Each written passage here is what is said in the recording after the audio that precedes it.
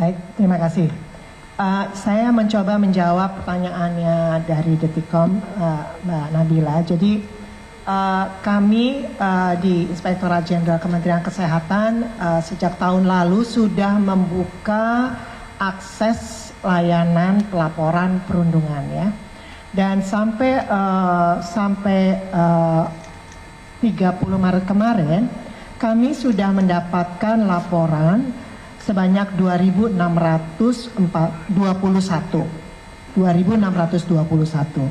Yang masuk dalam kategori perundungan itu sebanyak 620 laporan.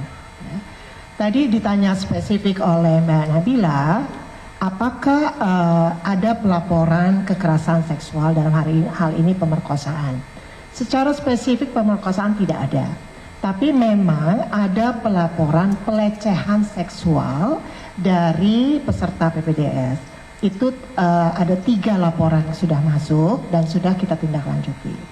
Nah, saya coba kembali lagi terhadap data 620 perundungan.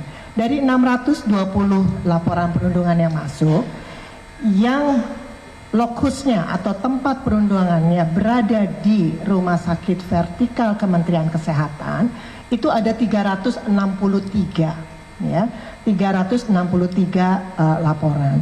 Dan untuk di luar Rumah Sakit Vertikal itu ada 257. Nah, 257 ini biasanya saya berkolaborasi dengan Ibu Irjen Kemendikti Saintek untuk lokus-lokusnya di mana, dan beliaulah yang ada 257. Nah, 257 ini biasanya saya berkolaborasi dengan Ibu Irjen. Memang ada 3 rekomendasi yang kita mintakan untuk dihentikan prodinya, yaitu ada 3, yaitu ada di rumah. Pertama adalah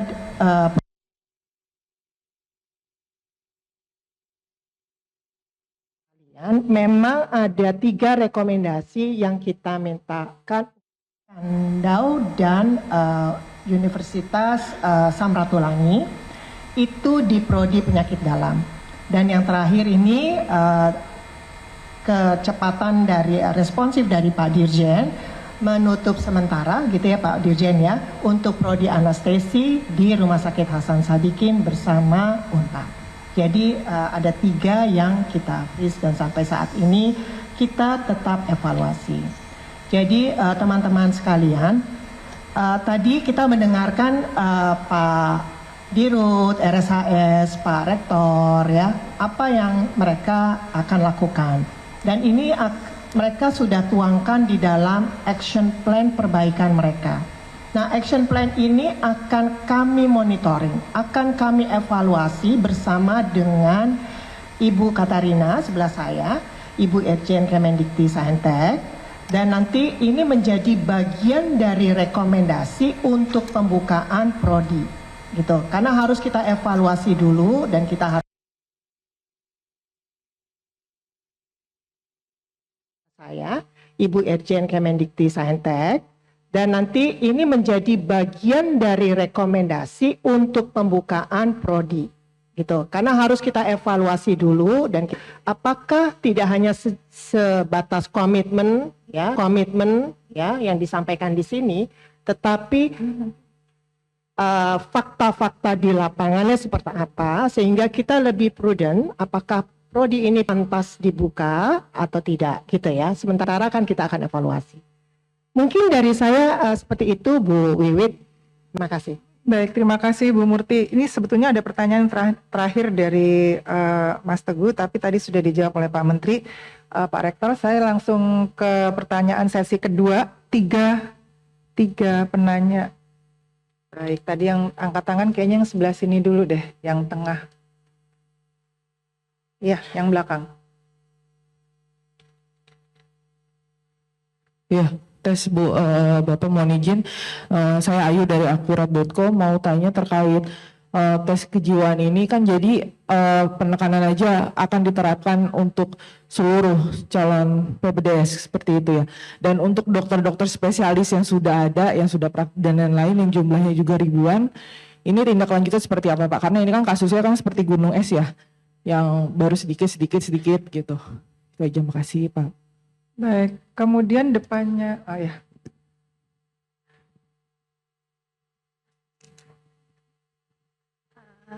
Oke, Yang- baik. ada. Terima kasih. Saya Alia dari Reporter Kumparan. Jadi ada 2 pertanyaan yang akan saya ajukan untuk Kemenkes.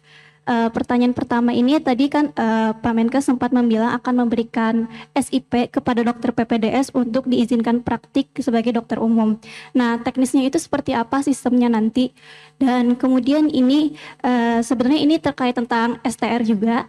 Jadi dari informasi yang saya dapatkan bahwa tersangka dari dokter bullying yang melakukan bullying terhadap dokter PPDS Risma ini, dia kan STR-nya sudah ditangguhkan, tetapi dia tetap masih bisa melakukan semacam uji sertifikasi pada semester 5. Sedangkan di PPDS itu, PPDS anestesi itu kan sampai semester 8. Nah, ini juga kan terkait dengan dokter Priguna ini kan STR-nya ditangguhkan. Apakah nanti dia diberikan semacam kayak misalnya izin untuk melakukan uji praktik atau bagaimana terkait sistem STR ini? Terima kasih. Satu lagi, silakan. Saya kasih satu lagi berarti 4 ya. Monggo.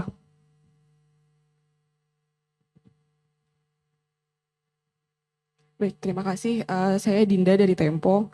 Ingin tanya ke Pak Menkes, ini kan kasus kekerasan seksual atau pelecehan seksual itu lumayan banyak belakangan ini ya bermunculan, nggak hanya di PPDS RSHS Bandung, tapi juga belakangan dokter Objin di Garut, terus juga belakangan ada di Malang juga terjadi gitu. Mungkin dari Kemenkes sendiri apakah akan membuat regulasi khusus gitu? Kemarin Komnas Perempuan sempat membuat rekomendasi untuk membuat regulasi kawasan bebas kekerasan seksual di rumah sakit. Nah, itu apakah Kemenkes akan mempertimbangkan untuk mengeluarkan regulasi itu atau seperti apa? Lalu soal SOP di RSHS sendiri, tadi berdasarkan penjelasan dari Pak Menkes itu kan dokter PPDS itu nggak boleh melakukan tindakan sendiri gitu ya, harus ada yang mendampingi. Nah, itu apakah dokter konsulen yang mendampingi dokter PPDS itu akan dikenai sanksi juga gitu atau seperti apa gitu, karena itu kan salah satu bentuk kelalaian gitu ya. Nah, itu seperti apa tindakannya dari RSHS sendiri dan juga dari Kemenkes seperti apa? Oke, mungkin itu aja. Terima kasih. Satu lagi tadi sebelahnya. Oke, terima kasih Bu atas waktunya. Saya Oyuki dari Tempo juga menyambung pertanyaannya Dinda terkait banyaknya kasus kekerasan seksual yang dilakukan oleh dokter. Sebenarnya mekanisme pengawasan yang dilakukan Kemenkes terhadap praktik kedokteran itu seperti apa sih sejauh ini Pak? Apakah dinilai sudah cukup efektif untuk melindungi pasien dari tindakan asusila? Kemudian sejauh mana sebenarnya pengawasan dinas kesehatan dapat melakukan pengawasan terhadap fasilitas kesehatan secara nasional, nggak hanya di rumah sakit yang di bawah Kemenkes, apakah juga termasuk melakukan audit medis, dan apakah ada SOP pelayanan pasien yang berlaku secara nasional, seperti misalnya ketika melakukan pelayanan kesehatan itu dokter harus didampingi oleh perawat dan lain semacamnya, terus kemudian terkait keluar masuknya obat, itu apakah ada SOP yang berlaku secara nasional yang dikeluarkan oleh Kemenkes? Itu saja, terima kasih Bu. Baik, terima kasih. Izin Pak Menkes, semua pertanyaan sepertinya ke Pak Menkes banyaknya. Dari Akurat, kemudian Kumparan, dan juga Tempo. Ya, saya akan mulai dengan yang Alia ya dari Kumparan ya. Itu tadi nanya dokter umum dan SCR di Undip. Ya. Memang salah satu masalah kenapa tekanan kejiwaan itu terjadi di PPDS sesudah saya bicara dengan beberapa orang dari mereka langsung adalah karena mereka tidak ada pendapatan.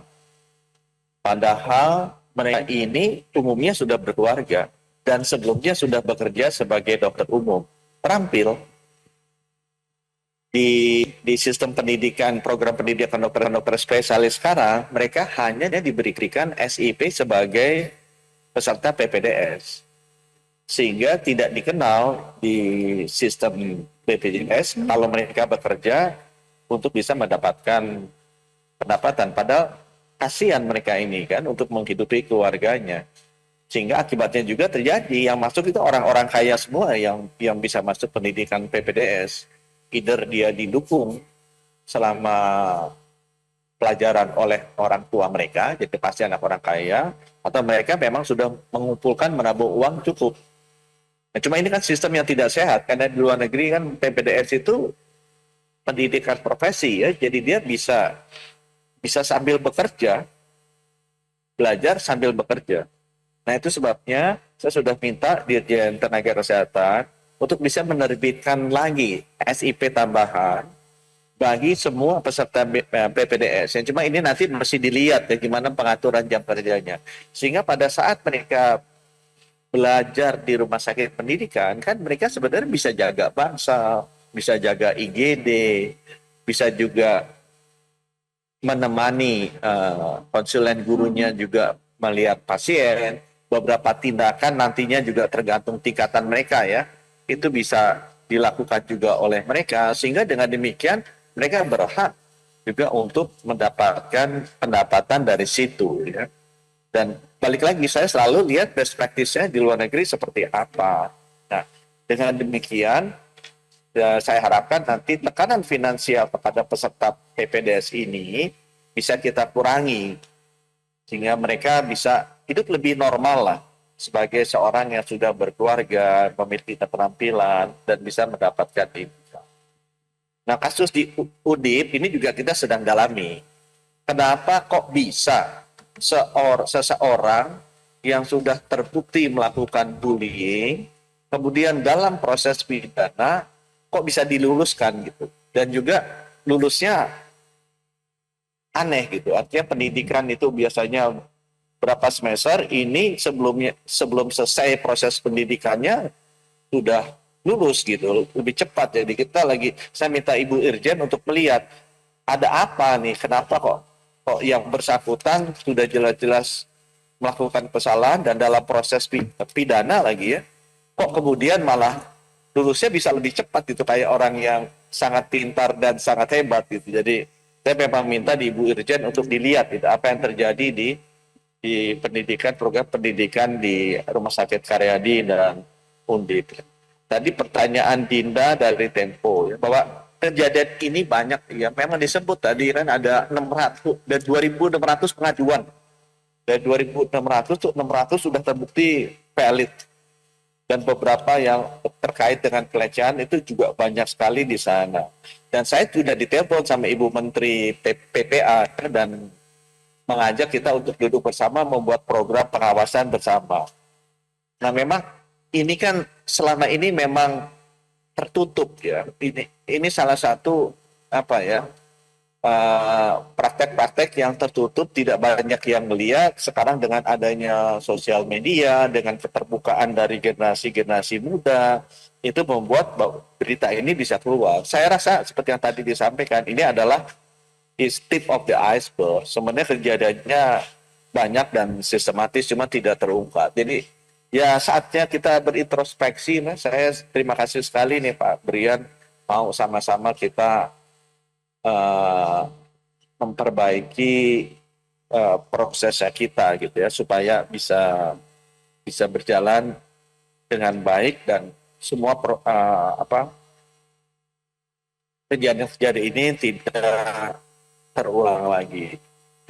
Kemudian Oli juga tanya itu SCR sama SFK itu nantinya seperti apa? SCR itu kan memang wewenangnya sekarang diterbitkan sekali aja seumur hidup oleh Kementerian Kesehatan. Karena SIP itu diterbitkan bertahap juga melalui Dinas Kesehatan. Jadi mesti ada ininya ya. Pemirsa, Anda menyaksikan Breaking News Metro TV. Yang Anda saksikan adalah konferensi pers dari Kementerian Kesehatan bersama dengan Kementerian Pendidikan Tinggi, Sains dan juga Teknologi, Rumah Sakit Hasan Sadikin dan Universitas Padjadjaran yang menyampaikan keterangan resmi terkait dengan dugaan pelanggaran etik dan disiplin oleh tenaga medis.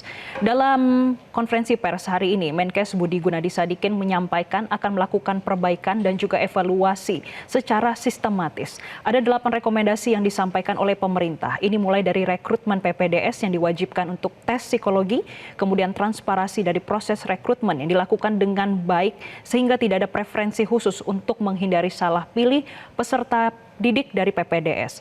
Selain itu, Menkes juga akan fokus dari Kementerian Kesehatan memastikan afirmasi putra-putri daerah yang kekurangan spesialis. Selain itu, hal yang paling banyak ditanyakan oleh media ini terkait dengan sisi finansial dan juga pendapatan dari PPDS, sehingga ini juga menjadi perhatian dan juga evaluasi dari Kementerian Kesehatan dan juga stakeholder. Demikian Breaking News Metro TV saat ini, tetaplah bersama kami. Jelajahi cara baru mendapatkan informasi. Download Metro TV Extend sekarang.